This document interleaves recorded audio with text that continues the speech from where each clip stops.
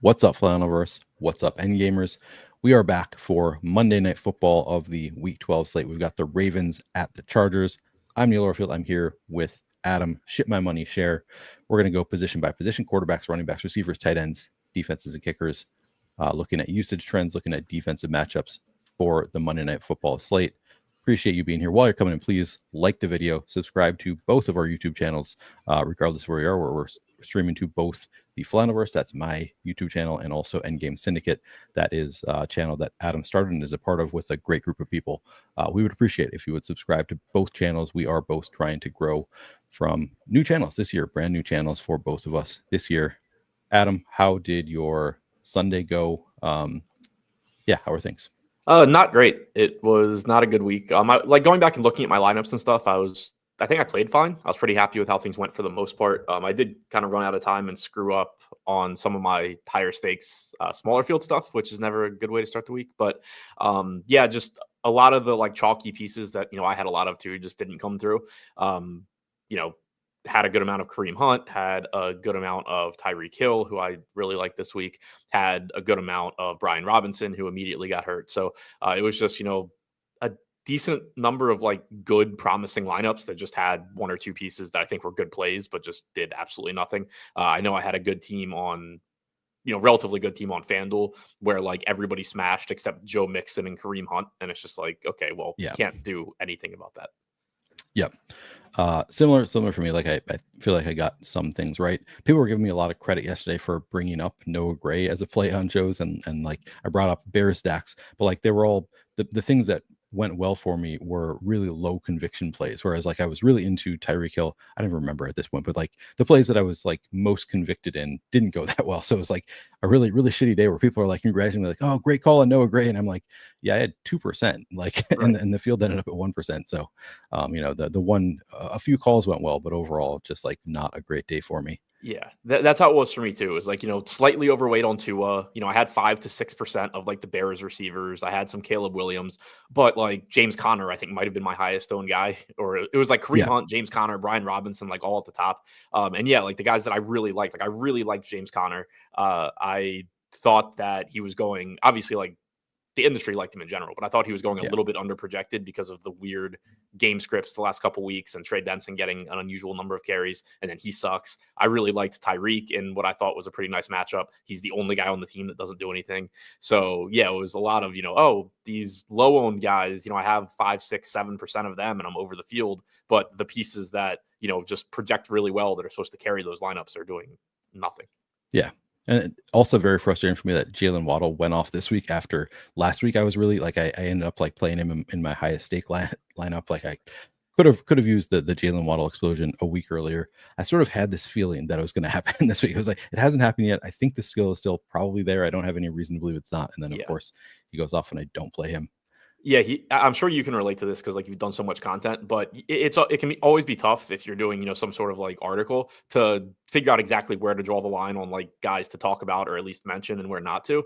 And then once in a while you'll get a week where it's like everybody that you thought was right on that line just absolutely smashes. Yep. And like I think I mentioned Jalen Waddle in my article just as he's probably still good and this is like the cheapest price you'll ever get with Tua active. But like that was all I really said about him. And then I know for sure I looked at Jordan Addison like in the stuff I had drawn and was like, if I mention him here, I need to mention like literally everybody on this slate. So I'm not going to do it. And then it's like Waddle and Addison, like the two guys that I specifically looked at, like the prices are good, but like I really don't want to go down this route of talking about every like 2% guy. They're the ones that just go nuts. Especially when you do a game by game breakdown, there's like, I like every team, I sort by projection and also point per dollar projection to see like, do I need to mention this player? And if they're not like, doesn't look good in either category, then it's like I still look at like, okay, is there anybody that I feel good about, even though they're not projected that well, point per dollar or anything like that? And it's always frustrating when guys like Jordan Addison, like clearly, we all know Jordan Addison can have a big week, but like it was a terrible matchup against the Bears, or at least I thought it was. Maybe there was more to it than I realized, but just a frustrating week overall. Yeah, it was like because like for me when I write my article, I basically just like run sims with my projections, see how often guys are showing up as, quote unquote optimal. And that kind of gives me a gauge. And then I see, where they're projected to be owned and all of that. And yeah, the guys like Waddle and Addison, it was like, people know that at 5K they have a ceiling. Like, do I have to actually put that into writing? Right. And then now, but then like after the slate, it's like, oh, awesome job. You didn't even mention the guy that you had to have to win. Yeah, exactly. I also on a very cold streak in terms of island games. Like I feel like I'd been running pretty hot for a while where I was either doing well in Showdown or like even on the days when I wasn't doing well in Showdown, I would make enough money in flash drafts to like have profitable island games. That has run completely dry the past couple of weeks. It's been like, oh my God, Showdown is going so poorly for me the past Sunday Night Football and Thursday Night Football. And also the flash drafts aren't hitting. So it's been just kind of a brutal stretch from that perspective also. So not salvaging anything. Yeah, that's rough. For me, it's like prop betting is the one that like balances out the DFS usually, Yeah. or at least gets me at least some money back depending how bad my DFS month is going. But yeah, that always sucks when it's like, oh, I got crushed at DFS and my props suck. I know I had like an NBA night the other night where my NBA it was one of my worst NBA nights of the season so far. But then it was also like I happened to have unders on a lot of the players that I played a lot of in DFS. And they went over the one specific stat that I had bet their under on. Yeah. I just like sucked at everything else. Yep. And there. Chuck says, with so many buys, should have played it like Showdown and left salary on the table, played too much mixed in despite liking cheaper options. I don't know that you should have left. Like generally you don't want to. Like NFL, it's more viable than NBA to leave salary on the table, I think, on larger field stuff, but like not something I would ever go out of my way to do on a large slate. The reason that guys like Joe Mixon, like the more expensive guys projected well, it's not like their projection was adjusted for like lack of options or bye weeks or something. Like they still were obviously good plays. And yeah, it was like, I will say like it was tough from the perspective of there were no like pay up options that I loved. Like I like Tyreek Hill, but like, I don't know. It was like McCaffrey, you didn't feel that great about it with Brandon Allen at quarterback. You didn't feel great about Joe Mixon against the Titans. Like Jefferson, like nobody that you had to pay up for felt like a great click. So yeah, I mean, like it was a lot of times my highest owned guys are the Christian McCaffrey type guys, and this week it was more of the mid range guys, Brian Robinson, Kareem Hunt, James Conner. I don't remember who else I had up there, but like yeah, it was definitely a week where I think getting a little bit more balanced made sense. You also just didn't have as much quality value, but yeah, like I don't think the right answer was to just instead of playing Joe Mixon, play somebody that projected like 8 points less because there are bye weeks. Yeah. All right, we're going to get into it. Before we do, I just want to give you one just sort of funny anecdote. Guy in my Discord last night looked at the Showdown winners, and he's probably, I'm not going to call him up by name. He's probably going to show up in chat at some point. But saw in the train that there was somebody with a Ship It Nation avatar. And he was all excited. He was going to congratulate you because he just assumed that Ship It Nation was Ship My Money. And I had to inform him that Ship It Nation was a company that you are not involved with. And unfortunately, all the Ship It Nation screenshots are not Adam Scher screenshots. So I thought that was kind of funny. Yeah, I would like royalties on any winning lineup that comes from your company. For sure. All right, quarterbacks. We're going to start Lamar Jackson and Justin Herbert at captain. Lamar getting just under 20% projected ownership. At flex, we'll just start with Lamar, about 50%. So about 70% of lineups in total are going to have Lamar in them. I don't know. I think that seems fine. How much are you getting to Lamar? What do you see the optimal rates at? How much do you want to play? Yeah, so I ran a set of lineups before the show if I were playing 50 in the large field, and I actually did it right this time. I tried this the other day and noticed after the show that I had completely messed something up, and that's why I spent the entire show kind of being confused by my, why I didn't think my lineups looked very good. But I think I got it right today, and Lamar showed up in the captain spot 18% of the time for me, but at flex like 76%. So still getting a ton of Lamar, and this is something actually that I kind of want to look more into just for myself. I've mentioned it on shows before that I think I've just been too heavy on quarterbacks in general this year. And it probably has something to do with like median projection versus the distribution of their points versus other positions. But also when I dig into that, it seems like I'm handling it right. So I don't really know what it is. Lamar is not somebody that I'm going to be upset about getting a lot of anyway. There are obviously other quarterbacks that I am more concerned about that being an issue. So he is showing up a lot for me. I'm a little bit under where I have him projected right now, at least at captain, but still getting to 18%. He is my highest owned captain. And then he's my highest owned flex player as well. Yeah, makes sense. So Lamar is obviously a great running quarterback, the type that I normally say, like, you don't need to stack him regardless of where he is in your lineup, even if he's in the captain spot. Like, I prefer to have a stack with at least one if I have him in the captain spot, but not necessary. Can you see, like, who are you getting to the most of when you have Lamar at captain? Yeah, so I did forget. I just realized I forgot to run the thing that tells me how often guys are Okay. optimal in the flex. Looking kind of just scrolling through my lineups, it looks like when he's at captain, I am typically stacking him, not always with two guys or necessarily two pass catchers. Like the first one that popped up had Henry and Likely. There's one that like just has Rashad Bateman. So I do think going a little bit light on stacks is fine compared to non-rushing quarterbacks.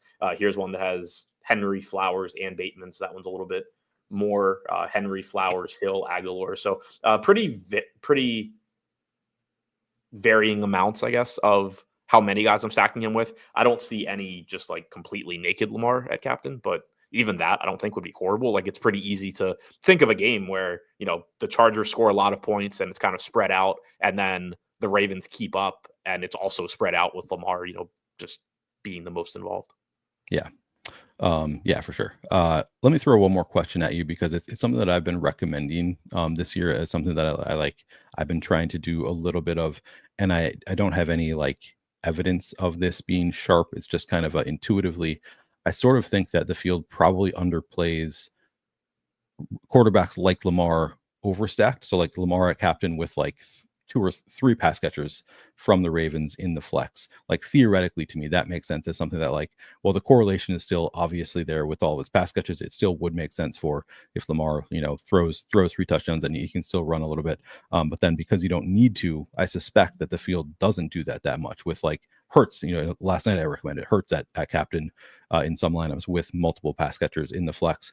I suspect that that's going to go under-owned on slates where you have a great rushing quarterback. What do you think of that idea of like playing Lamar at captain in some lineups with like 3 pass catchers from the Ravens in the flex?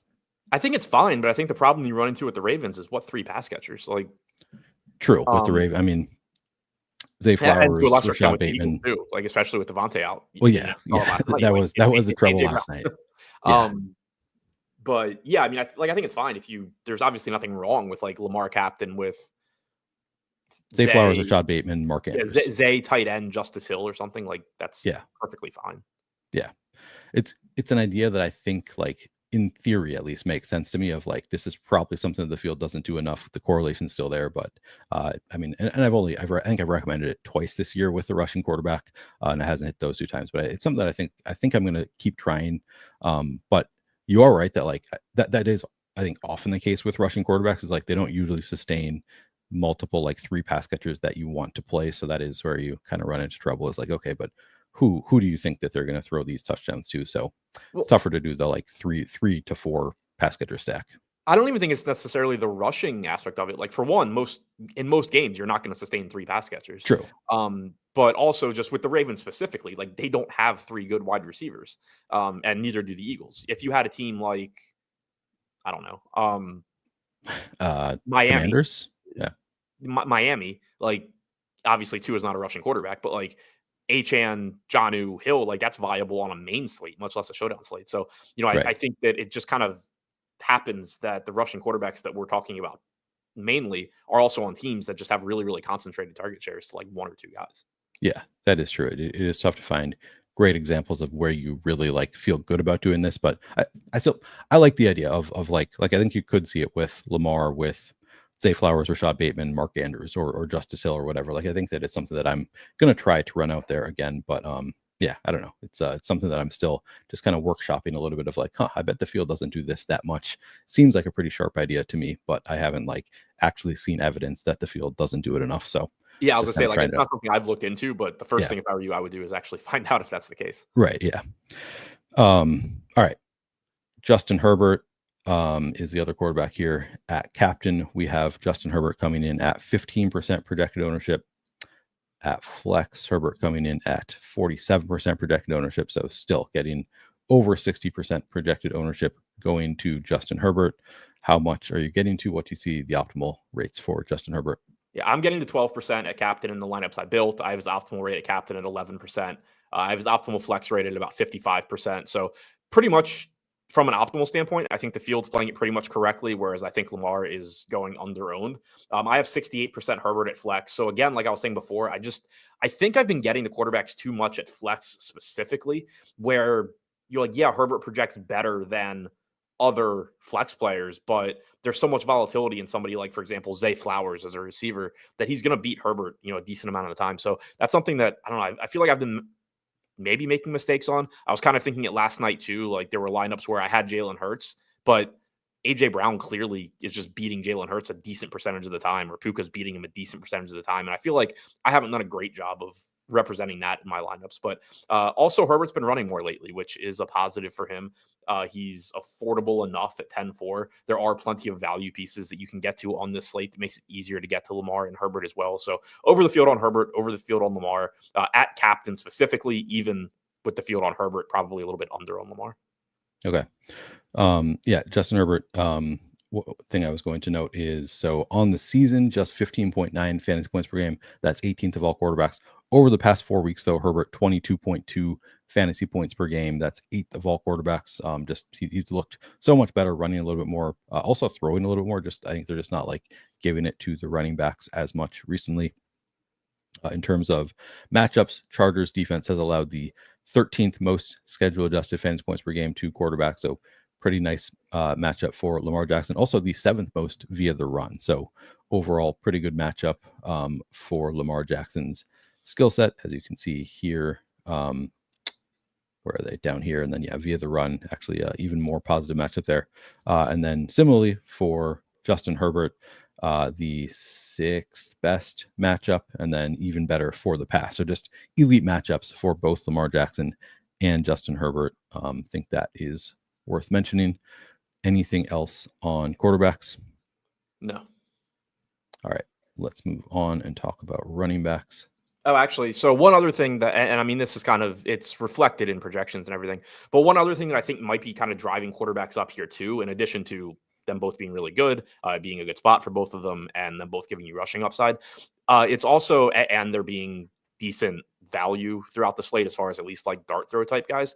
Neither of these teams has that like super concentrated receiver. Like you have McConkey and Zay, like obviously they're their team's respective number ones, but they're still kind of a step behind, your AJ Browns or guys like that, Puka, Cup type guys. So, I think that also is kind of driving it up, where both of these teams spread out their passing volume enough where it makes the quarterbacks look a little bit better. Yeah.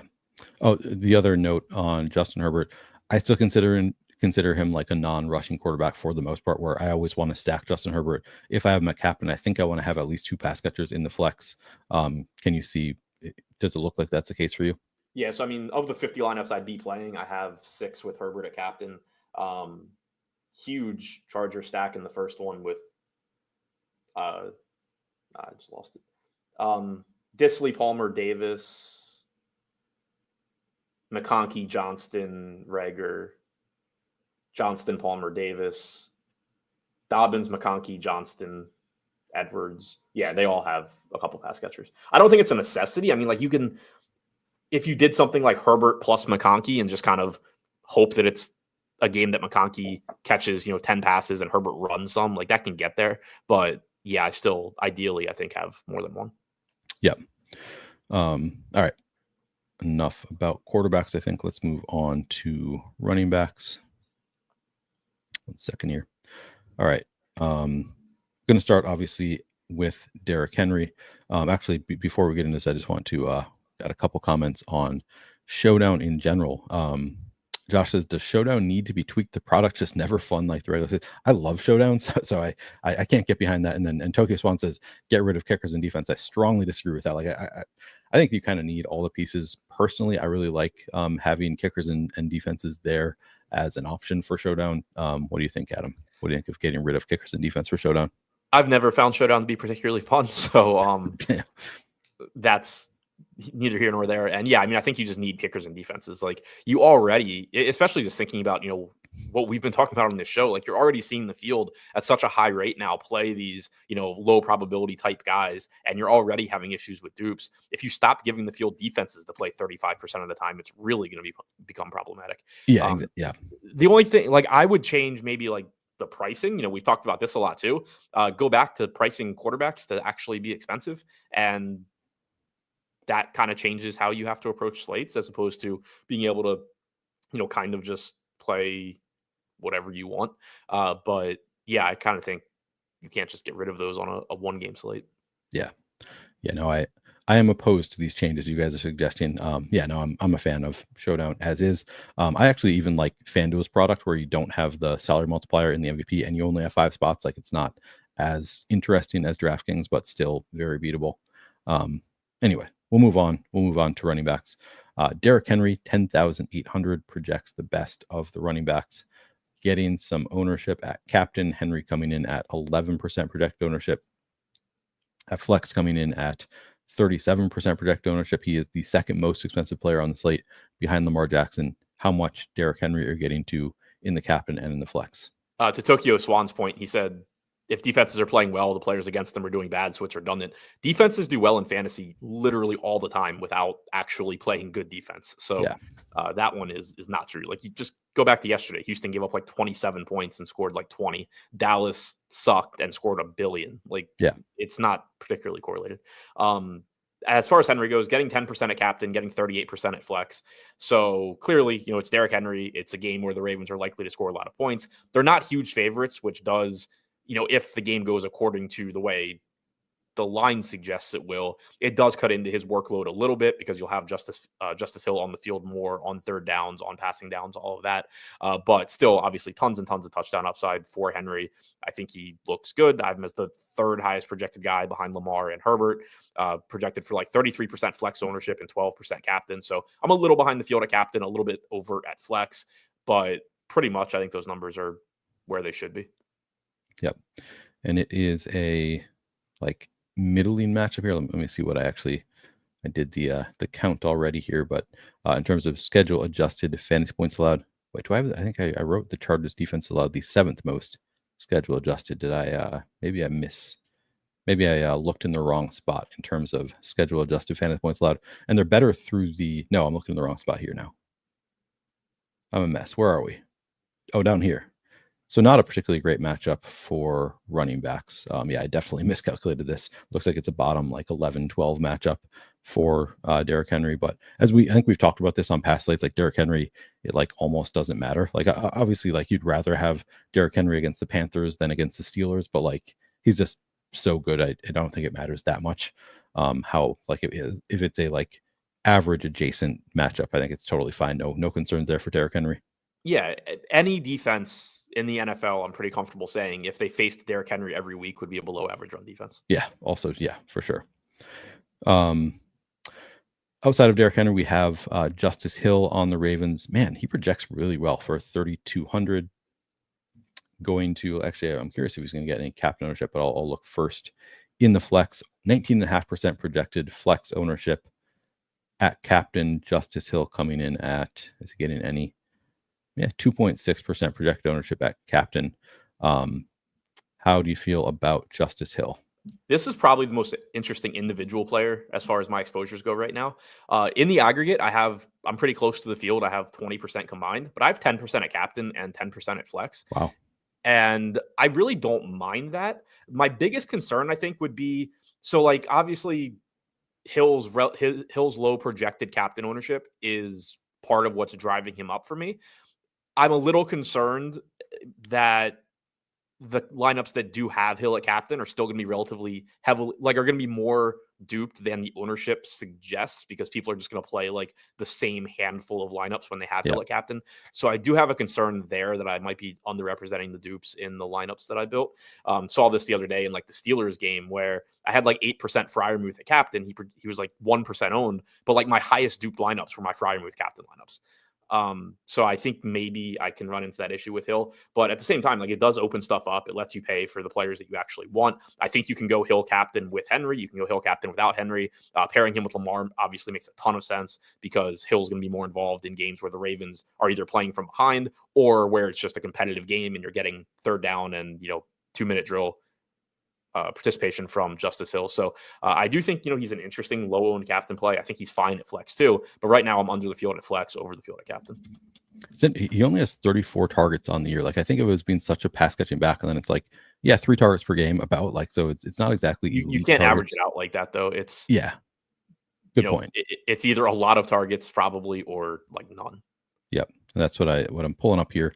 He does have games with, 5 last week, 6 one week. It's just if they are like he's both he and Derrick Henry are extremely game script dependent, where it's like Derrick Henry will run a lot if they have the lead, if they're playing from behind. It's Justice Hill. I still think like I agree with you that you can play them together anyway. Like on a showdown slate, obviously you would never do that on a main slate because they're both so game script dependent. But like, Justice Hill could be in the 2-minute drill in the first half and rack up 3 receptions in the first half, and then they get the lead later, and Derrick Henry takes over. So Yeah. yeah, And I mean, agree if the with you. game is just competitive but high scoring, then you're getting Henry on first and second down. You're getting Hill on third down consistently throughout the game. And Henry scores a touchdown or two, Hill scores a touchdown, and the game is, 30-27. Like that's completely viable. Yeah. Anybody else from, let's see, from the Ravens running backs? I guess Keaton Mitchell he hasn't really done anything yet. He has not been involved so far. Let's look at his trends. Are you getting to any Keaton Mitchell? No, I'm not. Yeah, so far 0 carries. Interesting. I thought he played at least a little bit, just 1 route run in each game. Yeah, he was so good last year that like you can make a case for like, well, maybe he'll get involved at some point. Maybe they're just slow playing it, but like he's had no usage so far, so it's not like they're I going just don't to jump know. him. I don't Yeah, know how he gets on the field, like yeah, outside of, a an random play injury, here or there, because the Ravens have such defined roles for Hill and Henry. It's not like Henry is the 3-down back and you can just throw Mitchell out there to spell him here and there. He's just going to be out there like every first and second down, and Hill's going to be out there like every third down. Henry's a better early down rusher than Mitchell, and Hill's probably a better third down back. So it's kind of right. just like, okay, why are we putting him on the field when neither guy needs a rest? It would have to be injury or a blowout, maybe. I guess Right. are probably the Or scenarios. just But yeah, random, like, hey, go play these 2 plays, and he happens to house one. It's right. it's Yeah, really tough for him to like just go steal snaps, I think, from people. yeah. You're counting on one splash play probably if you play Keaton Mitchell, which he's obviously capable of. Like we've seen last year, he was really good. But just you can't really count on any kind of like no standalone value or very little standalone value, at least that you can count on. Jorge, what is up? Jorge sent us a super chat. Appreciate you, Jorge. He says, haven't won but you guys are just the best of the best. Thanks for the content and information. Thank you, Jorge. Really appreciate that.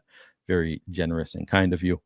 Hopefully tonight will be your night, Jorge. You will take down a showdown contest. Not unless he has the same lineups I do. I mean, yeah, I would rather I win than either of you, frankly. But if not me, then Jorge number 2 and then Adam number 3. If I'm ranking the 3 of us. If I ever say I hope tonight's your night to you, just know that I'm lying right to your face. I mean it when I say it, but also I just hope that we're in different contests. So that's the difference between Adam and I. I do cheer for the people who take my advice. I just want them to win in contests that I'm not in. All right. On the Charger side of things, it's kind of gross, but I guess I have not looked at projected ownership yet for the Chargers running backs. J.K. Dobbins, the best projected of them, 10,000 salary for J.K. Dobbins. This is really going to be an ownership dependent play, coming in at, I guess, just 4% cap and ownership. At flex, coming in at 24.5% ownership. I was really hoping that J.K. Dobbins would come in with a lot of projected ownership and I could heavily fade it. But he's coming in at pretty reasonable ownership. I don't know. What are you seeing for your optimal rates for J.K. Dobbins? How much do you want to get to? Yeah, so I'm getting the 6% at captain right now, 16% at flex. So that puts me a little bit below, or right around the field at captain, but below at flex, where I have him projected for 24%. I have him with an optimal flex rate of 24%, optimal captain rate at 4%. So kind of like you were saying, I think the field right now is projected to pretty much play him correctly. I would have liked to see higher ownership coming in, but we've had 2 weeks in a row now of Gus Edwards just playing a big enough role. Haskins is getting a carry or 2 here and there too. So It's not like it's not a 3-back timeshare, but it's kind of a modified timeshare where like Dobbins is the 1, but Edwards is a pretty close second, then Haskins is doing enough to be annoying. And the biggest issue, I think, is just that you had such a long run where Dobbins was clearly the guy that he's really expensive. Like he's $800 less expensive than Derrick Henry. Right. You just reminded me of, I believe Haskins has had goal line touches each of the past 2 weeks, like at least one each of the past 2 weeks. That feels right just from like having games on and being annoyed that Haskins is getting goal line touches. Yeah. So I'm just pulling up to verify whether this is true. Oh, I'm looking at Ravens. That's the problem. All right. Inside the 5 percentage. Yeah. Hassan Haskins, 37.5% inside the 5. J.K. Dobbins, 37.5%. None for Gus Bus. Like, come on. Right. You got to give Gus Bus those inside the 5 carries. For whatever reason, they are not giving him any goal line looks. They're just giving it to J.K. Dobbins and Hassan Haskins. I don't think we have raw Probably random here. noise. It probably is random noise, but it is like both of the past 2 weeks. So I don't know. Might be something there. All right. So, but yeah, J.K. Dobbins scored on any of these goal line touchdowns or goal line carries. Good question. And we can see that because I think that's the other reason I know it's been happening is like just kind of laughing at Haskins being the perfect example of these coaches. Just you get to the one and you throw in your third best running back, and then not surprisingly they don't score. Yeah. TD rate's 25%. So it looks like he has scored on one out of. I'm kind of confused by the J.K. Well, it's not counting his inside the 5. He probably like scored from the 10. Oh yeah, you're right. But I'm pretty sure he did score from inside the 5. Yeah. So yeah, maybe they keep going back there. Yeah. So J.K. Dobbins to me is like he's clearly overpriced, but also like not getting crazy high ownership. I think the upside is still there. So I don't have a huge issue. My guess is I still come in a little bit underweight to the ownership projecting for him, but not by any huge margin. Gus Edwards only 2,800. Decent roll the past couple weeks. Let's see, projected for 14% ownership at 2,800. Seems like a pretty strong play to me. How much are you getting to of Gus Edwards? Yeah, I'm a little surprised that his ownership isn't higher and a little surprised that I'm not getting to more. But I have 18% at flex right now, only projected for like 13%. So I'm a little bit over the field there. I think it's a good point per dollar value. The issue, though, is, he's not going to be involved as a pass catcher. Like you said, to date, he's not getting goal line carries. I still think it's relatively likely that just kind of varies from week to week, but it hasn't happened yet. So there is at least some risk that it is by design and that you're basically just playing a guy that doesn't have a lot of receiving value, maybe doesn't really have touchdown value. Right. And obviously that would kind of limit his ceiling, but the price is pretty cheap and I am getting a little bit more than the field right now. Yeah, and he's also not like a particularly explosive runner. Like he's like a not explosive runner who doesn't get goal line work and isn't involved in the passing game. And yet he's only 2,800 and he's gotten 16 carries over the past 2 weeks. So it's sort of hard to not want to play some Gus Edwards. Like I think I'm going to be well over 15%. We don't have that many great like contrarian options on this slate. So I think that he just stands out because like, well, I mean, that seems like too low. So I guess I'll take my shots on Gus Edwards, despite not feeling particularly great about it. Dylan says Haskins has 12 carries all year and 5 inside the 5. That is a good note from Dylan. Yeah, so they apparently do like Haskins at the goal line. So worth pointing out. With that in mind, if they like Haskins at the goal line, I mean, we see it all the time on these showdown sites. I'm always frustrated with the like elite runners, like the Kyren Williams of the world, where it's like, oh, they're going to stop them, and then suddenly pass interference in the end zone, and suddenly it's at the 1 yard line, and of course Kyren Williams is going to score a touchdown. If Hassan Haskins is that goal line back, like that's a pretty valuable thing in showdown states because you get that all the time, where it's just suddenly they're at the 1 yard line and he gets 6.1 points or whatever. So sort of a valuable role, doesn't project well at all. Probably not going to get a ton of ownership. Let's see, 2%. I mean, 2% projected ownership to me, that's a really strong play. If you do assume that he gets that goal line roll, which I don't know, some good evidence there. How do you feel about Hassan Haskins? I have like 4%. I mean, the issue is one, like his carries have been around the goal line, but he's not the goal line back. It's not like, this isn't Jerome Bettis back, on the Steelers just coming in to score 4 touchdowns in a game with 4 yards rushing. So he's not like the goal line back. It's just, a nice percentage of his total touches have been there. And so even if he does score, like obviously that's nice at $200. It's not like that guarantees him to be optimal. You're still in that situation. Like there's still a lot of ways where 6 raw points just still doesn't get you there, even though obviously it's a very good point per dollar value. So, and then it's really tough to like, what does a 15 fantasy point Hassan Haskins game look like? Multiple guys ahead of him get hurt. He somehow like scores from the opposing goal line. I don't really know like how the true ceiling game happens when you're just getting random touches. So like, I think he's playable because he's $200. Like you may as well mix him in a little bit, but I still have trouble kind of envisioning what the game looks like where you have to have him. Yeah. I mean, you say you have 4%, and that's double the field. So like, so you are well over the projected ownership of the field there, which seems about right to me. Like, I think I want to be a little bit over 2%. Seems like a good bet. Also, Adam, I don't know if you know this, but you need 0 points out of a $200 player to ship Showdown. We just saw it last night. So many, people. I had plenty of lineups with 0 points and still didn't win. I don't know how that worked. Me too. I don't know. I actually didn't look if it used the full salary. I assumed that it used at least close to the full salary, given how many times that was duped. But yeah, it was actually not just a one dupe train. It was a bunch of people with different $200 players with 0. So, if you score 6, that could be valuable. All right. Any other running backs? Do we go over the schedule adjusted? Let me look. Schedule adjusted fantasy points allowed to running backs. Ravens defense has allowed the 17th most schedule adjusted fantasy points per game to running backs. So not the best matchup for the running backs either. They've also been the 4th best at limiting rushing production. Yep. So that, I mean, and none of these guys are like great pass catching running backs either. So tough matchup for the Chargers running backs. Okay. Anything else on running backs in general? Patrick Ricard. We talked about Keaton Mitchell. Any Patrick Ricard? No, I don't have any Patrick Ricard. Hopefully he doesn't recover a fumble in the end zone. Yeah. All right. Receivers. I was trying to look quickly. So Dobbins only ran routes on 26% of dropbacks last week. That was a huge drop. It was his lowest since week 6. I was just trying to look and see like who's running them because Gus Edwards ran 5%. Haskins ran 2. I guess they just didn't have running backs running routes last week. Yeah, let's see. 11, 1, 2, 5. Scott Matlock. Yeah, ran 5. Yeah, I don't know. I guess not. I guess they just were not running routes last week. All right. On to receivers. Did they like blow out whoever they played?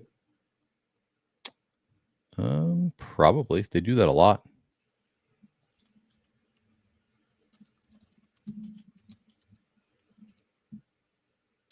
No, it was the game against the Bengals. Well, they had the big lead and then they blew the lead. Oh yeah. So that's what happened. They were playing from ahead, so not throwing as much. All right. Wide receivers. One second. Lad McConkey, the top projected receiver here. He is 9,000. Gets an elite matchup. 37% projected ownership in the flex. At captain, Lad projected for 13% projected ownership. So did I say 37 and 13? Does he have 50%? Yep, projected for 50% total ownership. I don't know. That seems okay to me. How much Lad are you getting to? Exactly 50% right now. 8% at captain, 42 at flex for me. I've been projected for 36 flex, 11 captain. So using those projections, I'm a little bit under at captain and over at flex. But again, pretty much around the field. From an optimal standpoint, I think the field's pretty close to correct. Clearly the wide receiver 1 on the Chargers. Herbert's playing really well. That's making McConkey look good too. Not that McConkey needs it. Also good matchup against the Ravens. So getting to him, I think looks good. He's relatively expensive, but not like he's crazy overpriced or anything. He is $1,000 less than J.K. Dobbins, which is nice. When you just compare him to teammates. So I think he looks really good. He's 600 less than Zay Flowers. He's my highest owned non-quarterback at flex. Yep. as you see here, it's the best possible matchup in terms of schedule adjusted fantasy points allowed to receivers.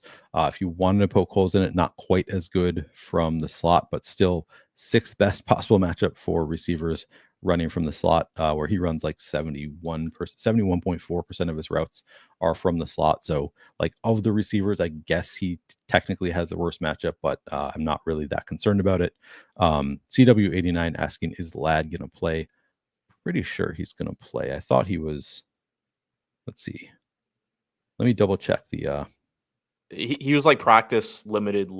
I feel like he's been questionable like every week in plays. I know it's a new injury, but Yeah, I just have kind of just started assuming he's playing. And it's one of those two. Like I will know before the game. yeah. I mean that is true, and I will of course be doing another show 85 minutes prior to lock. If we do get news that he's out and we have to adjust things, I will be adjusting at that point. Yeah, I guess I thought he was like questionable, but all reports were that he's going to play. I'm not actually seeing anything saying that he is going to play, so I guess he is legitimately questionable. Yeah, I think he's actually questionable. Yep. So I guess we can take a look at who has run routes for the Chargers from the slot. Davis and Rager are the next two guys. So 71.5% of McConkey's routes this year have been from the slot. 58% of Davis's, 57% of Rager's. Obviously, much smaller total numbers, but as far as their percentages, it's them. As far as the team percentages, Josh Palmer is at 14%, which is second to McConkey, or third. McConkey 43, Hurst 16, Palmer 14, Rager 11. So my assumption is that it would be Rager / Davis. Maybe some more like 2 tight end sets as well. Yeah, I think that assumption makes a lot of sense to me. Except Hurst is out, so yeah, Stone Smart is there. Yeah, but I think Rager and Davis probably make the most sense to take that if Ladd McConkey is out. Yeah, like Johnston on the outside, obviously, and then Palmer outside probably. Yeah. All right. So outside of Ladd, I mean, Quentin Johnston, man, he's 7,400, projects the next best of the Chargers receivers.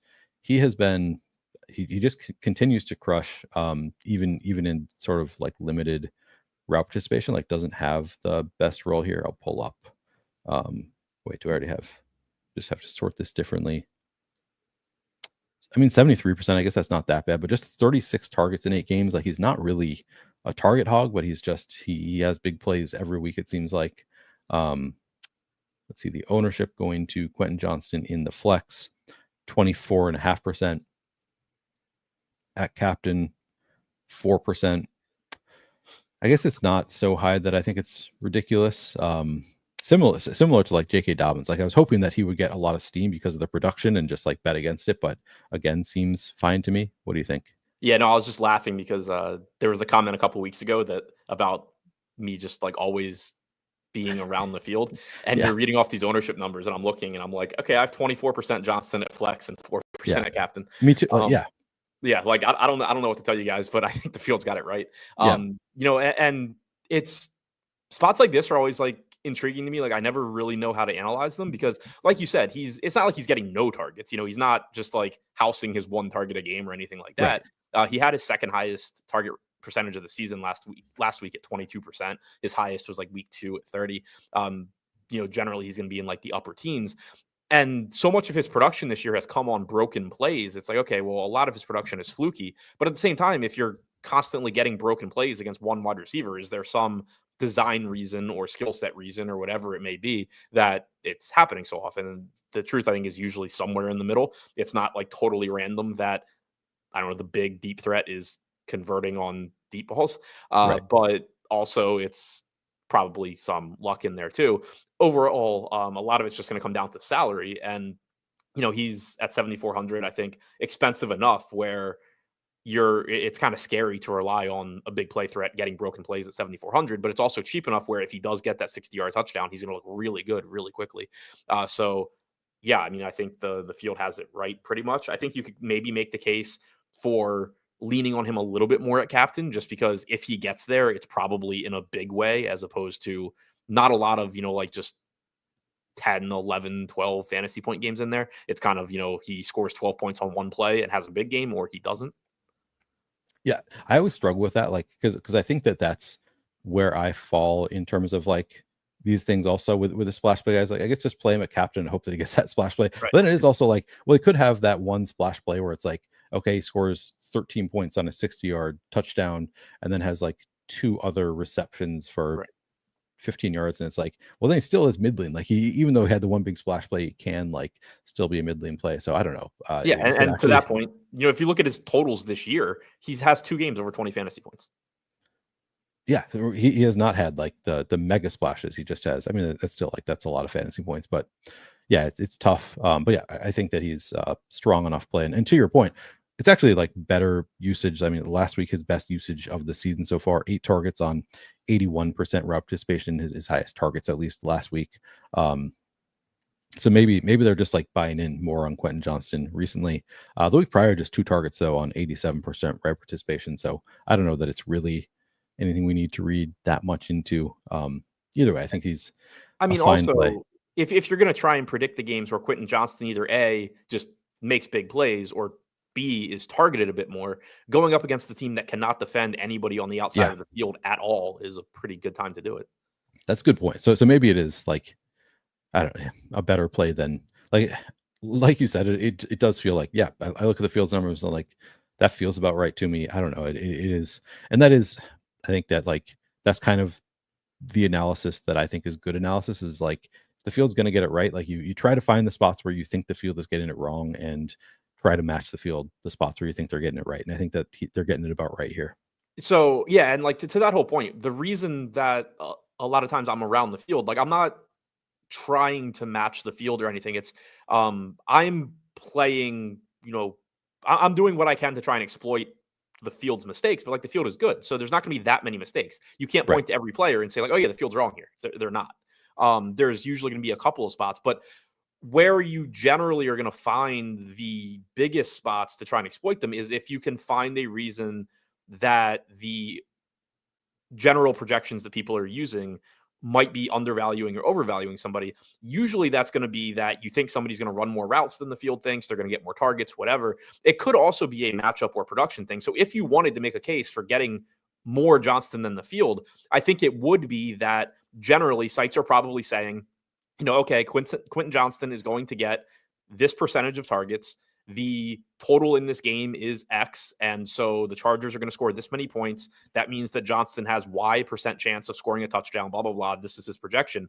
And then you look at this and say, the Ravens are just giving it up at such a ridiculous rate to outside wide receivers that the Chargers' 25-point total is distributed in a different way than normal. It's not J.K. Dobbins gets this percentage, Quentin Johnston gets this percentage. It's Quentin Johnston gets this percentage plus some, Dobbins gets this minus some. Like, that would be the argument that you make for getting more Johnston, is the field's projecting him like it's a normal 25-point game for the Chargers, when a disproportionate amount of their scoring in this particular matchup is likely to be on Quentin Johnston's 60-yard touchdowns.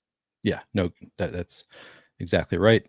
Man, I've been so bad the past, like, I'm getting gun shy after the past 2 showdown slates. I've been really in on Jerome Ford on Thursday night. I was like, man, I feel like people are assuming that Nick Chubb is going to get all the work, and like, Jerome Ford's just been better than Nick Chubb, and some of the coach speaks sort of, and then it was just like, it was just Nick Chubb the entire game. So that one, and then last night I was also really in on forgetting who played. Oh, Blake Corum. I was like, well, the game prior he had like a full drive to himself. So I was trying to make those like, well, I think maybe the people doing projections are under projecting Blake Corum's role, even though he's been in this role all year, and they've said like, we want to get him 1 drive for every 2 that Kyron gets, like, and they've never done it. I was kind of like, but they gave him 1 full drive in the previous game, and I was like, so maybe it is really going to happen here. And then it was just they started to give him in the 3rd quarter.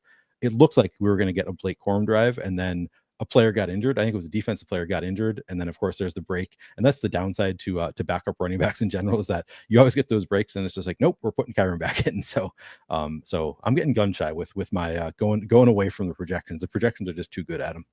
It's frustrating. Yeah, I mean, they are good. But yeah, and to be clear too, like, I'm not even saying that I'm necessarily gonna like bump my Johnston projection or No. anything like that, but that would be the case. And it all comes back like, because the comment the other day too was like that I am just going by projections. Like I'm always going to be going by projections, but what it is if I think that this is a better spot for Quentin Johnston than the field, my projection is just going to be higher, and that's going to get me to more Quentin Johnston. But generally, the field's going to project things pretty well because we're just at an advanced stage. So like the edge, as far as, still being able to win, the edge is it's not in your individual player exposures. Typically it's in putting together lineups that are winning often enough, more often than the field is playing them, basically, as opposed to individual players. So generally across an entire pool of lineups, your player exposures are going to be pretty close to the field because the field's playing them pretty close to optimally. But it's going to be within your individual lineups. You're giving yourself a chance to win. Yeah. Okay. Outside of Quentin Johnston and Ladd McConkey, Josh Palmer, pretty good usage. $5,200 salary though for Josh Palmer. I don't think he's had a single spike week so far this year. I guess we can take a look at let's take a look at ownership first. Josh Palmer coming in sub 20% in the flex for Josh Palmer. At captain coming in at 2% ownership. This is one of those where like I don't have any evidence that it's wrong, but I think that I'd be inclined to go overweight on Josh Palmer. I don't know. What do you get into with Josh Palmer? I have like 12% at flex. I don't have any at captain. And oh God, okay. Like I'm on the same page as you as far as he's a $5,200 wide receiver on a team that doesn't have a clear number 2 wide receiver, at least in terms of, anybody being really good. Johnston, I think, is the number 2 wide receiver kind of by default at this point. But so it's like, if you kind of just like step way back and from a macro standpoint, just say, if I play every $5,200 sub 20% owned wide receiver that runs 75% of routes on a showdown slate, I'm going to profit. I think that's probably true. Yeah. The problem is just we're in week 12 of the season and you can't point to a single thing that's promising about Josh Palmer. You could point last week, he had his highest route participation in a while. He ran 79% of routes compared to the week before that. He was at 70%. The week before that, he was at 56. So like his route participation was going in the right direction. He had an 8% target share. The week before that, he was at 11, 15 the week before that, 9 the week before that. Like he's not earning targets. He's not getting open. He's running routes. So if you want to play a cheap wide receiver that's going to be on the field running routes, it's Josh Palmer. But can't say, and it's a good matchup. But can't say anything else as far as him actually getting targets because he just hasn't been able to do that.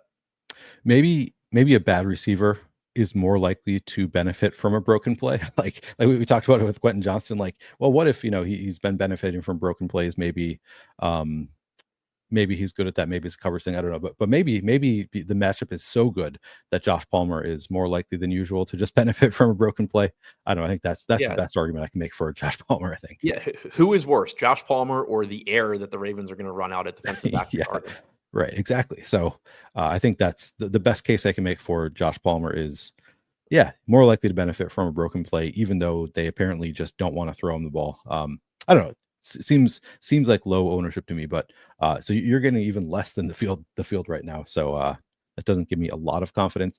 I still think that's a spot that I'm probably going to end up overweight on Josh Palmer and just hope for those broken plays. But that's probably in part because I'm trying to materialize something out of like very, very weak contrarian and or value plays, mostly contrarian plays. We just don't have great contrarian plays on the slate, and I think Josh Palmer to me makes the most, or like among the most sense of the players who are getting like sub 20% ownership, but not super high confidence there. Yeah, like I said, I think the case for Josh Palmer really doesn't have anything to do with Josh Palmer. It has to do with just an overarching. If I just ignore this person's name and I play every single $5,200 sub 20% owned wide receiver with a 70% route participation, it's probably a profitable play. Yeah, especially against the league's worst defense against wide receivers too. Like throw that in there. It's like, makes sense to me to make this play. But what about so some of this is obviously dependent on Ladd McConkey's status, but like, do we want to go to any Jalen Reagor or Darius Davis if Ladd McConkey is in? Like, do you want to make the bet that maybe Ladd will be limited even if he does play? Like, do you think you would get to any of these guys under the assumption that Ladd is active for this game? Do you think you get to any Darius Davis or Jalen Yeah, I'm Reagor? getting to them. It doesn't have to do with, thinking McConkey's limited or anything. Obviously, if that happened, cool, except for I have McConkey too. But it's the salary, and you're hoping that you just hit on a random play. DJ Chark didn't play last week. I don't know if he'll be playing this week. He was in the player pool when I ran my stuff, so like he's showing up at 1,200 too, which kind of just tells me that it doesn't matter, who the guy's name is, whether it's Reagor, Davis, or Chark if he's active. It's just somebody in this 1K range makes some lineups work, and hopefully they catch a deep pass or two. But there's none of them that stand out as far as being confident. Neither one of them is getting a lot of targets or running a ton of routes or anything like that. Another thing that you just reminded me of, this reminds me of last night again, things that I like. I got the easy part right, which was AJ Brown smash. All of the stuff that was more complicated. One thing that I said last night is we're probably going to want one of these receivers who's not AJ Brown on the Eagles, and we'll probably know by halftime which one it is. And I don't think any of them did a single damn thing. Aeneas Smith, Johnny Wilson, Jalen Reagor, or not Jalen Reagor, who is it? The John Dotson we knew wasn't going to do anything because he just sucks. But I was like, Britton Covey was like, one of these three, you're probably going to know by halftime which one you want. And I will say, like, by halftime, I was pretty confident that it was Johnny Wilson was the one that I wanted for second half showdown stuff, but like none of them did anything. It was just so I think this is another like situation where that could be the case. Like all of these guys could be like, oh, one of them's going to, if Vlad McConkey was out, no, I don't know. It's probably not quite the same situation if Vlad McConkey is out, because then the team just doesn't really have a true wide receiver one, I think. So I think one of them would be relevant, but I don't know. It's so hard to predict these like real tertiary receivers. The one thing that I would say to that too is there is value in understanding how difficult it is to predict. And like, I played Britton Covey more than I played any of the other guys yesterday, and I think that probably was a mistake. But that's a spot where like kind of just understanding, and it goes back to the inputs in industry projections, understanding where there's volatility. Like the industry assumed Covey was going to be the first of those bad options. And I think that was probably the best guess as far as like he was more likely than anybody else, but it was a guess for everybody. So when Britton Covey comes in at like 16% owned, and I don't know what like Aeneas Smith was, but I assume it was like 6 much or something. Lower. Yeah. You in hindsight should have been playing them probably like equal rates, where you end up being under the field on Covey, over the field on Smith, because you played like 10% of each or something. Yeah. And you get a similar thing here where right now there's not a big gap in ownership projection, I don't think, between like Reagor, Davis, anything else. But if for whatever reason going into this slate, Reagor is projected for 20% ownership and Davis is projected for 5%, you should probably be over the field on Davis and under the field on Reagor, or vice versa. It doesn't matter.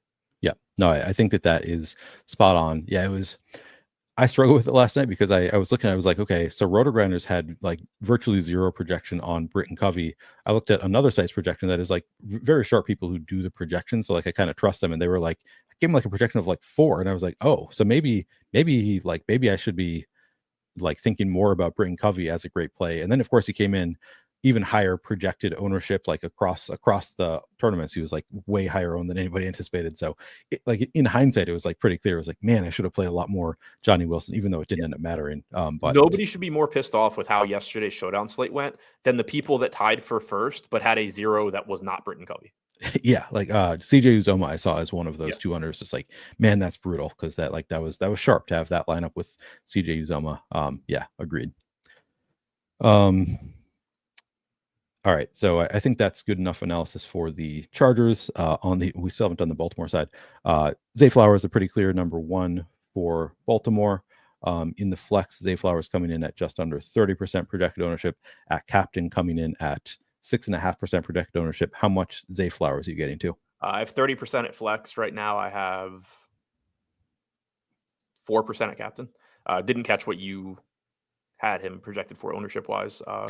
It was like 6.5% at captain, and then like 30% at flex. Okay, yeah, that's pretty much what I have too. So yeah, it looks like I'm right around the field at flex. I'm a little under at captain. From an optimal standpoint, I think those rates are pretty much right. So yeah, I don't think there's like a huge advantage one way or the other in like you should be jamming in Zay Flowers. You shouldn't be. I think however you want to play Zay Flowers from an optimal, from an optimal versus ownership standpoint is fine. That's not where there's going to be an edge on this slate, but clearly he's, a good play at what, 9,600. Yeah, what is he? Yeah, 9,600. Obviously wide receiver 1 here, likely to be a high scoring competitive game. So yeah, he looks fine.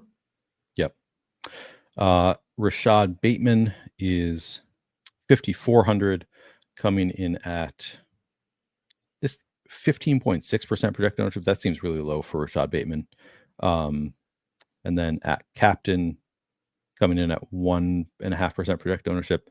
That flex number seems like if he came in at this flex number, I would love Rashad Bateman on this slate. Seems like a kind of a great play. How much do you get into of Rashad Bateman? How much do you have projected for? I only got to 8%, but also had him projected for 20 when I ran my stuff, and I actually have his optimal rate at flex at 23%. So I do agree with you. I think he's going under-owned at flex. He just didn't show up in my lineups a lot for whatever reason, which goes back to the whole point of you can play a lot of lineups that project to be like winning lineups. It doesn't necessarily show in your individual player exposures. But I do think from an optimal versus ownership standpoint, Bateman looks like he's going under-owned. Still running a lot of routes, had like an 85% route participation or something last week. He's cheap enough, has enough big play upside that I think he looks like a good play. And I honestly hope that I have more of him by lock than I do right now. Maybe am I getting him at captain? Maybe that's the problem. I have 8% at captain. Okay. So the field is projected for 1% here. Okay. Yeah. So I have 16%. That makes me feel better. I have 16% total Rashad Bateman here, which isn't that far off the field. I just kind of like with Justice Hill, have more at captain, less at flex. Yeah. That makes sense. I'm just looking at other places. Yeah, projected for a little bit more captain ownership, a little bit more flex ownership other places, but not like a crazy high amount. Yeah, seems like a pretty solid play to me at relatively low ownership. Yeah, my big concern there would be the same as Justice Hill. Am I running the same, am I duping with 70 people? Because once you play Rashad Bateman at captain, you're playing the same lineups. Yeah, true. Deontay Johnson. This one would be really annoying if it's duped. Like Bateman at captain, Tucker Fisk at flex. But like the rest of it is, the highest owned guys on the slate. So like that is the concern. Labrier says schedule adjusted fantasy points per game allowed Chargers left wide receiver plus 8.7. That's let me pull that up. 54% of Bateman's routes have been on the left side this year. Yeah, so great spot for Bateman. Plus 4.6 is what I'm seeing here. Is that maybe the last 5? Yeah, over the last five games. This is free, by the way, for anybody who wants to look at it. And also, I should note, I believe the whole data suite is free right now if you want to try it out. It's at data.fantasypoints.com. I think that you can just go there. The entire data suite for anybody who wants to try it out, play around with the data suite is free. I just saw a free preview on the screen. So I think if you want to go there and check out the Fantasy Points data suite, it is free for maybe the rest of the week would be my guess. So go check that out if you don't want to pay for it. Worth checking out. But yeah, I mean that's a great note. That great spot for Rashad Bateman here. Yeah, I misread what they were saying. I'll say that's not true. They're not talking about the Chargers defense. Oh, I see. Yeah. I misread it also because I was just making assumptions about what he was saying. So we're talking about Quentin Johnston. Great matchup for Quentin Johnston. Okay, good note there. Anybody playing outside receiver against the Ravens. Yeah. Yep. All right. Deontay Johnson, Nelson Aguilar. I don't know. Both of them kind of feel like dart throws to me. Like neither of them has a great role. I guess Nelson Aguilar has the, let's see, does he have the better role?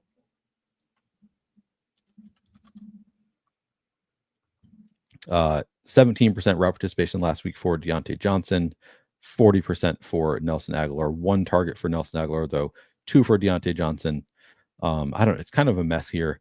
I think most of us made the assumption, Adam, that when Deontay Johnson was traded to the Ravens, he would be at least the wide receiver 3 and possibly the wide receiver 2, just based on his pedigree. He's had a pretty strong NFL career, and that just none of the coach speak seems to indicate that he has any real shot at being the wide receiver 2, but maybe the wide receiver 3. I don't know. What do you think about could we see an expanded role here for Deontay Johnson? Do you think it's still going to be Aguilar? Do you have any thoughts on these? Yeah, I mean, I think Bateman's actually good. So it's tough to think that Johnson's just stepping in as the 2 ever, barring injury, but certainly could beat out Aguilar. But the problem too is when you think about where the targets are going, like Aguilar is your receiver 4/5 with Andrews and Likely included. So it's kind of, how many targets are available and how much is Johnson going to play. I think the bull case for Deontay Johnson, like you said, you haven't really had promising coach speak. There hasn't been a lot to suggest he's anything more than depth. They didn't give up a lot for him. So, you don't have that argument. The bull case would be that the Ravens have had a couple of short weeks since getting him. So maybe he just like emerges now. You have the Monday night game and it's just like, oh, Deontay Johnson is, Nelson Aguilar is not playing and Deontay Johnson just ran 50% of routes or something. Right. Could happen. Probably isn't. But the other issue is that he's like 3,200. It's not like he's priced like a wide receiver that barely gets on the field. He's priced to basically have Nelson Aguilar's role, which he might, but probably doesn't. Right. What about ownership? So we've got Nelson Aguilar coming in at 10%, Deontay Johnson 12.5% too. So also Aguilar coming in lower owned. I don't know. So Aguilar to me looks like the better play, like objectively, like they give him end zone looks sometimes. I don't know. And I've been like pretty out on Nelson Aguilar on like every showdown slate for the past year. But sub 10% ownership. I think the role is good enough that he's a pretty strong play there. How much are you getting to of Nelson Aguilar? So I had lower ownership. I had 7% going to Aguilar, 5% going to Johnson. I ended up with 8% Aguilar, 4% Johnson. Okay. That seems reasonable. Again, we just don't have how much? 2% Deontay Johnson, 8% Aguilar. So again, small amounts. And I mean, it's out of 50 lineups. So 2% for Johnson is 1 out of 50. Obviously, if that just became 2 lineups, it's 4%. So I don't think it's like an actively avoiding him relative to 5% ownership. It's kind of just if these guys land in lineups, fine. But the most likely case here is that you're kind of just getting split routes. Maybe in your large field, your 500K to first, there is an edge in just saying, what if it's Deontay Johnson and making him like the wide receiver 3 in your projections, right? Understanding that more often than not, that's just not going to be how it plays out. But when it plays out that way, and you just have a big Deontay Johnson stand, you get paid. But probably not the approach I'm taking. Right. That's just a kind of guessing, like wish casting a little bit to play that way, which I do plenty of that wish casting on these showdown slates. Yeah. But like logically, the way I would think about it is probably we're not going to see Nelson Aguilar revert back to being the only guy running routes and Deontay Johnson just like DNPs. Right. Probably they're going to split, but there is some non-zero chance that, with the practice time and all of that, Deontay Johnson is just ahead of Aguilar.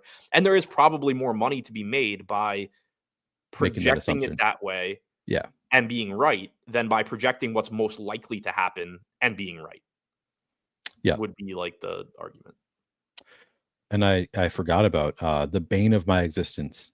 Tylan Wallace is here coming in at sub 2% projected ownership.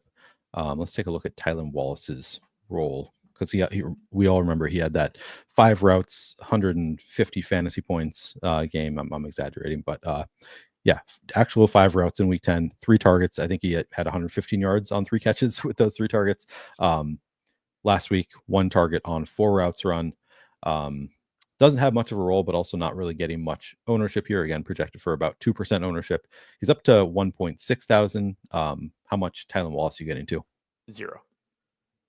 Yeah, that probably me too. I mean, that's what I did the last time, and of course, did not work out well for us on that slate. But he doesn't have much of a projection.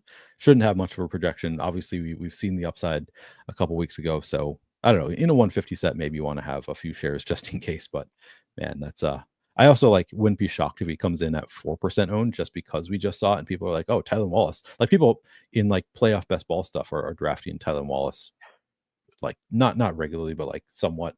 I don't know. So I think that we could see the field react more than is reasonable. So I don't know. Not really into the play. All right. Any other wide receivers? I would rather take a weird, I would rather take to use your word, wish casting Deontay Johnson stand than Tylan Wallace. Yeah. I guess the one thing you could say for him is he did just show it 2 weeks ago. So maybe the team is like, well, now that he's shown it, maybe we want to give him more opportunities. But I mean, his route participation's been the same though. Like, true, it didn't go up at all after that game. So the guy's not a rookie. Like, the guy's been on the team for years. They see Yeah. him all the time. They know what Tylan Wallace is. I don't think the Ravens are a bad enough organization that they're like, all right, we have all this practice tape, all of these, we know who this guy is, but he just housed one down the sideline for 100 yards. So maybe he's not who we thought he was. Yeah, true. Good point. Okay. All right. Tight ends. Will Dissly, no Hayden Hurst, as you already said. Will Dissly, the lead tight end for the Chargers, has had a pretty good run as the top tight end for the Chargers. I think since their bye, actually, even with Hayden Hurst in some of those games, pretty strong. Over 50% route participation in each of those games. Over the past 2 weeks, 11 total targets. Looks pretty good, like a pretty good point per dollar play. It's going to get some ownership, I would assume. Let's see.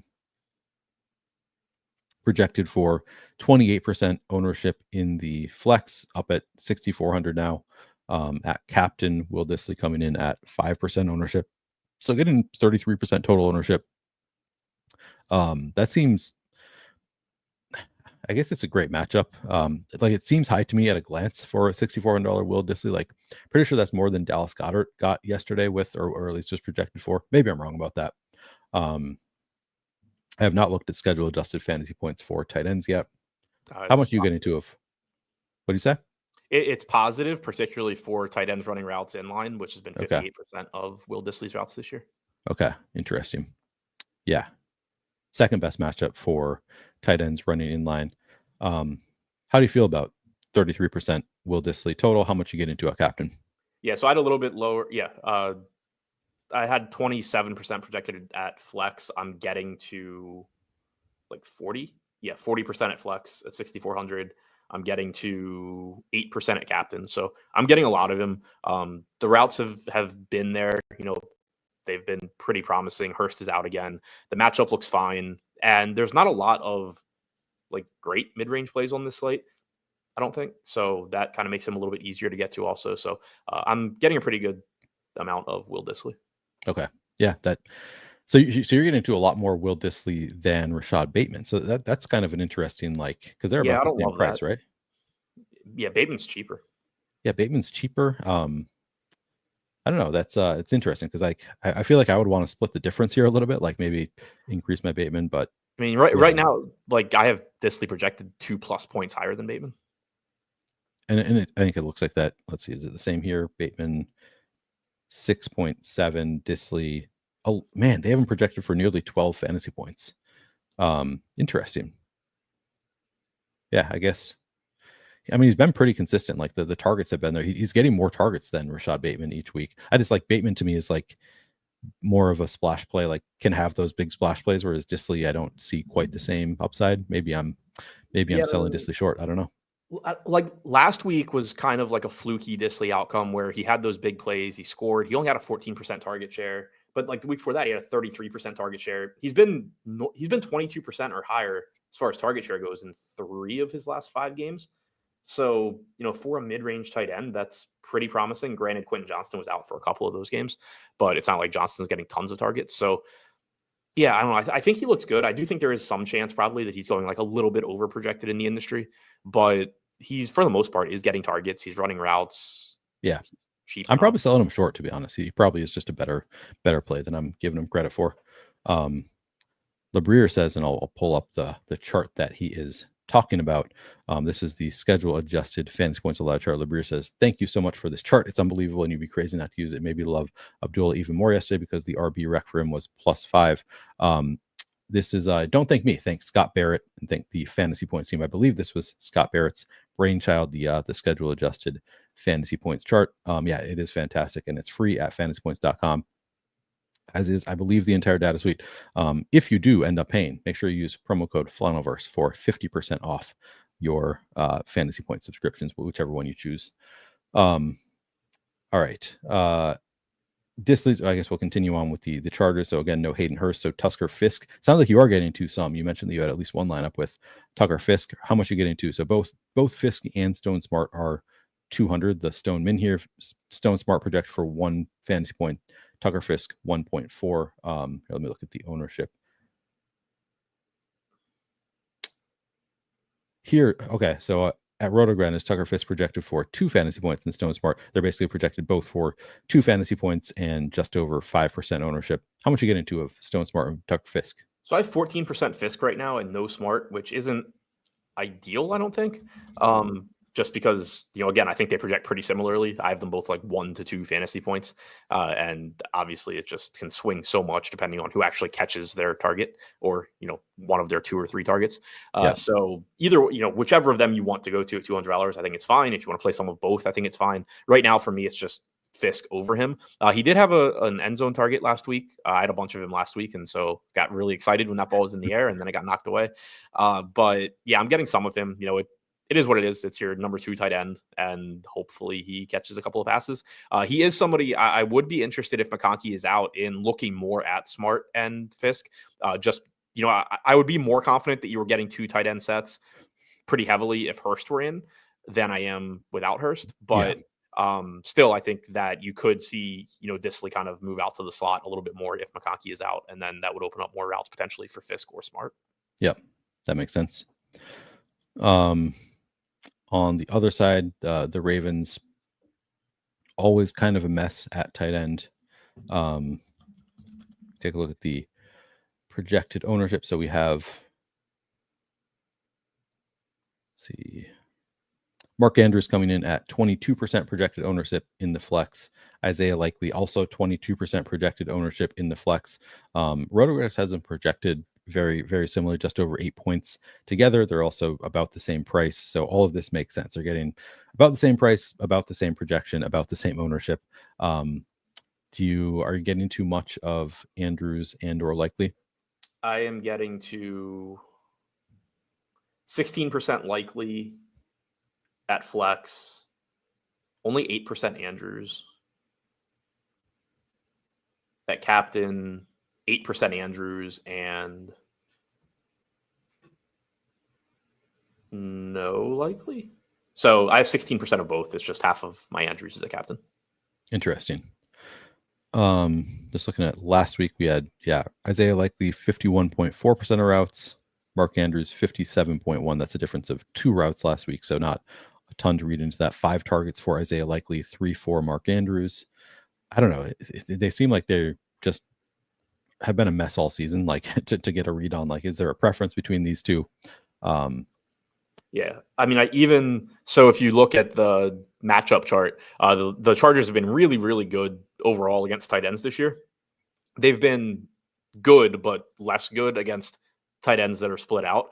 But even if you look at like the route percentages for Likely and Andrews, they're running really similar percentages of the routes from the slot. It's not like one of them is always in the slot and one of them is not. So I think they're kind of just the same play. Likely's a little bit cheaper. I think they project very similarly. And I personally don't really have a way to like determine which one of them is the right play or whatever. I think it's more just like you play some of them and hope that it's the game that one goes off. Yep. That's my read also. Just like, I'll mix them in. I don't feel particularly enthusiastic about either of them. I think the field looks like they're playing it about right on them. No real strong stance on these tight ends. Do they have any overall? I just have less than the field on both, but not by like a huge margin. What about, do you get into any Charlie Kolar? Who? Like one lineup or something. Yeah, what he did last week, he ran 8.6% route participation, 0 targets. Yeah, so with both of them there, he's obviously a distant third.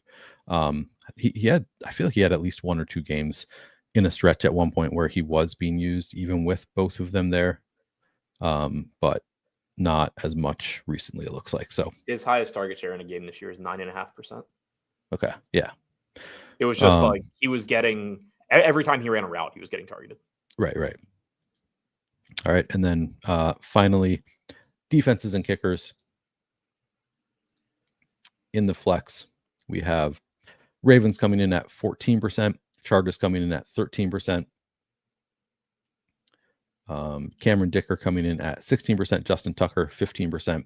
All of those seem fairly low to me, if anything. Like, I think I'd probably be inclined to come in overweight on all of those numbers. How much you get into of defenses and kickers? I am under on both defenses. I have 10% Ravens, 8% Chargers right now. Let me double check, Captain. Interesting. I have 2%, so one captain Chargers lineup, but pretty close to the field, just a little bit below. As far as kickers, I'm not getting to a ton of them either. 12% Justin Tucker, 8% Cameron Dicker. So yeah, I'm doing pretty much the opposite of what you want to do. So what value are you playing? Like how are you able to play all of the studs? Because I don't feel like we have that much great value on this slate. So to me, like the kickers and defenses would stand out as some of the better value plays. Also, like the Chargers at least have a pretty strong defense, I think. I don't know. So what are you getting to? I'm just not using a salary cap today. Yeah, I don't have any like one value guy that I'm playing a lot of. Like I have 18 at flex, 18% Edwards, 16% Likely, 14% Fisk, which obviously could be like 7 and 7 of him and Smart. Who cares? 12% Palmer, 12% Tucker. So this is probably throwing it off a little bit. Chark was in the pool when I ran it. So like I have 12% Chark and 8% Davis. Okay. And 6% Reagor. So, but I mean, maybe that becomes like just 12% a piece or whatever of Davis and Reagor, which would be reasonable. So yeah, I think I'm just kind of, there's not one value guy that I'm really jamming, but it does seem like I'm kind of prioritizing getting small amounts of like receivers over kickers and defenses, like cheap receivers over kickers and defenses. Justice Hill, I think you were overweight on also, so maybe that's part of it. So I only have 10% at flex, but I do have 10% Justice Hill captain. Right. That's right. Like in those lineups, I don't really need value necessarily. Interesting. Yeah, I don't have any great reason for thinking that I'd like to get over the field other than these just seem like really low numbers on the kickers and defenses, like relative to what you usually see. And like typically I think they go under owned. So but yeah, I don't know that. Like looking at my captains, 10% Justice Hill, 8% Andrews, 8% Disley, 8% Bateman, 4% Quentin Johnston, 2% Gus Edwards. Like those lineups, I don't need a whole lot of other cheap pieces. Yeah. Just 3 interceptions on the year for Lamar Jackson. So like really when you're playing the defenses, you're hoping for turnovers, and Lamar Jackson not particularly turnover prone. Justin Herbert, let's see. I don't know. Whatever. It's I don't think we need to get too deep into the defensive kickers right now. Just I think one thing just kind of, and you know, it's small, but kind of thinking like the pieces on this slate through too. The fact that both of these teams have so many mid-range, like they don't look great, but there is a path to them doing well, skill position guys, I think does in large field tournaments make kickers and defenses a little bit less valuable because like, yeah, their median projection might be kind of favorable compared to these other guys, but there's just like such a big bucket of this guy's going to get 4 targets. And like some of those guys probably getting in the end zone. And so like the ceiling for that range is more like in line with the splash play wide receiver than the kicker or defense. Yeah, that's fair. All right. Anything else on this slate, Adam? Any other thoughts? No. Cool. All right. That's going to do it for the show. Adam, are you doing an NBA show tonight? Where can people find your work coming up? Yeah, NBA show 4:45 Eastern on the Endgame Syndicate channel, looking at DraftKings tournaments. 7-game slate tonight should be a good one. And we should know we are not obviously doing a show. I guess not obviously, but we're not doing a show this Thursday. It is Thanksgiving. There are 3 different showdown slates. We're not going to be doing a show there, so we will be back together on Monday for the Monday Night Football breakdown. I will be doing a show tonight about 85 minutes prior to lock once inactives come out, so we'll know a little bit more prior to the show that I do tonight. And then I think I'm going to be doing a main slate show a Thanksgiving slate show on Thursday without Adam, but haven't set that in stone yet. So I'll let you know once I have that figured out. But yeah, I'll be back tonight about 85 minutes prior to lock. Before you leave, if you haven't already subscribed, make sure you subscribe to both of our channels. Like the videos, very much appreciated. If you comment, that's always helpful for the algorithm as well. Thanks guys very much, and I will see you tonight.